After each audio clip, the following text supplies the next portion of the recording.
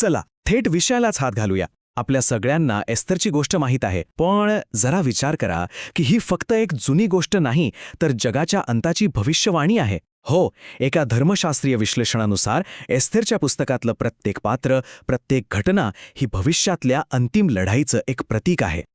कथेची सुरुवातच होते एका भयानक फरमानाने. हा काही साधासुधा वाद नाहीये. हा एका संपूर्ण समाजाला, एका संपूर्ण वंशाला जगाच्या नकाशावरून मिटवून टाकण्याचा कट आहे. आणि याच मोठ्या संघर्षात या संपूर्ण विश्लेषणाचं मूळ दडलेलं आहे. आणि म्हणूनच हा प्रश्न उभा राहतो की आपण फक्त एका प्राचीन राजदरबारातल्या राजकारणाची गोष्ट वाचतोय, की या शब्दांमागे भविष्यात होणाऱ्या एका मोठ्या वैश्विक संघर्षाची पूर्ण रूपरेखा दडलेली आहे. चला या शक्यतेच्या जरा खोलात जाऊया. तर ह्या पहिल्या भागात आपण या कथेतील मुख्य पात्रांना भेटूया, पण फक्त त्यांची नावं आणि कामं नाही, तर या विश्लेषणानुसार ते नक्की कुणाचं प्रतीक आहेत हे समजून घेऊ, कारण इथे प्रत्येकजण एका खूप मोठ्या नाटकाचा भाग आहे. तर या कथेचा मुख्य खलनायक आहे हामान. पण तो फक्त एक द्वेष करणारा गर्विष्ठ अधिकारी नाहीये. या विश्लेषणानुसार तो थेट सैतानाचं प्रतीक आहे. त्याचा राग मर्दखेवर नाहीये, तर त्या तत्वावर आहे की देवाचे लोक फक्त आणि फक्त देवाचीच उपासना करतात, दुसऱ्या कुणासमोर झुकत नाहीत. आता इथली गंमत बघा. हामान म्हणजेच सैतान. तो थेट हल्ला नाही करत, तो सिस्टीमचा वापर करतो, तो राजाच्या कायद्याचा वापर करतो. आणि हे विश्लेषण सांगतं की अगदी हाच नमुना शेवटच्या काळातही दिसेल, जिथे जगातले कायदेच विश्वासणाऱ्यांच्या विरोधात वापरले जातील. आणि इथूनच ही गोष्ट एका वेगळ्याच पातळीवर जाते. हे विश्लेषण एस्थेरच्या कथेला थेट प्रकटीकरणाच्या पुस्तकाशी जोडतं, त्या 42 महिन्यांच्या भविष्यवाणीशी. म्हणजे बघा, अचानक ही एक प्राचीन कथा भविष्यासाठी एक गंभीर इशारा बनते. ठीक आहे, तर आता आपण हामानाच्या त्या फरमानाचा धर्मशास्त्रीय अर्थ काय आहे यात थोडं खोलवर जाऊया.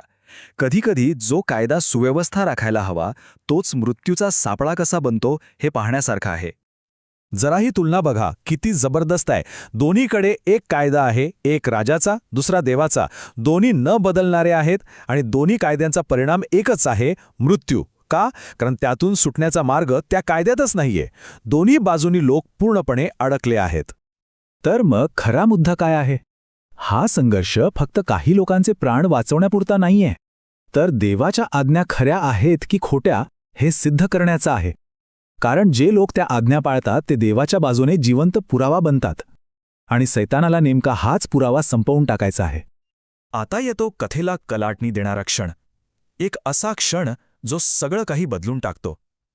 एका स्त्रीच्या धैर्यामुळे पराभवाचं चित्र विजयात बदलायला लागतं.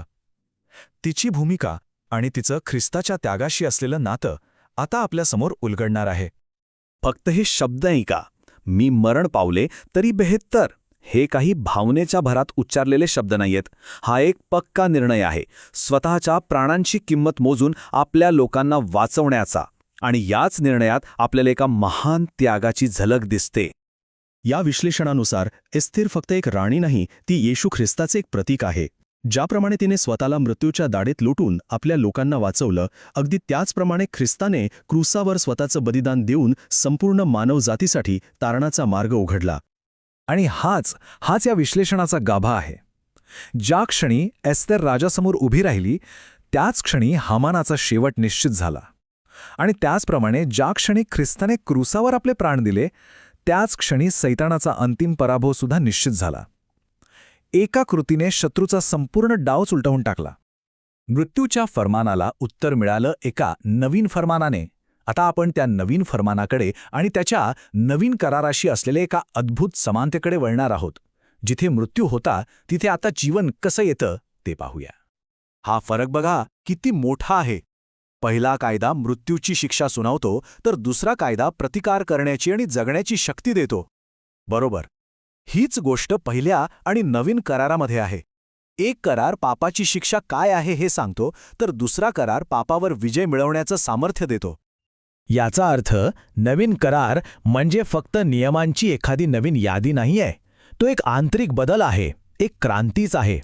कायदा आता बाहेरून लादलेली गोष्ट राहत नाही, तर पवित्र आत्म्याच्या सामर्थ्यामुळे तो आतून अगदी हृदयापासून जगण्याची एक प्रेरणा बनतो. चला तर मग आता या सगळ्याच्या शेवटच्या टप्प्यात येऊया. या सगळ्या घटनांचा अंतिम परिणाम काय आहे ते पाहू. ही फक्त एका राष्ट्राच्या सुटकेची कथा नाही, तर देवाच्या संपूर्ण निर्मितीसाठी असलेल्या एका भव्य योजनेची, एका वैश्विक विजयाची रूपरेखा आहे. पण इथे खूप महत्वाची गोष्ट लक्षात घ्यायला हवी. दुसरा फर्मान आला, पण यहुद्यांना स्वतःच्या बचावासाठी शस्त्र उचलावीच लागली. तारण काही निष्क्रियपणे मिळत नाही.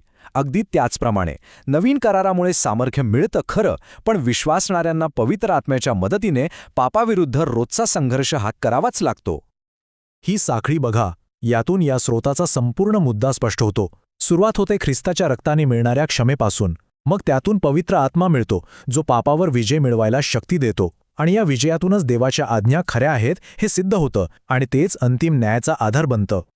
आणि हेच या सगळ्याचं सार आहे. एस्थेरच्या कथेतील हे 2 फरमान म्हणजे फक्त 2 कायदे नाहीयेत, तर ते देवाच्या त्या 2 महान करारांचे प्रतीक आहेत, ज्यांच्याद्वारे देव पापाला समूळ नष्ट करून आपल्या निर्मितीला परिपूर्णतेकडे नेण्याची योजना आखतो. तर मग शेवटी आपल्या समोर हाच प्रश्न उभा राहतो. एका प्राचीन राजवाड्यात घडलेली घटना खरोखरच संपूर्ण सृष्टीच्या अंतिम भवितव्याचं रहस्य सांगू शकते का? यावर विश्वास ठेवायचा की नाही, याचा विचार आता प्रत्येकाने करायचा आहे.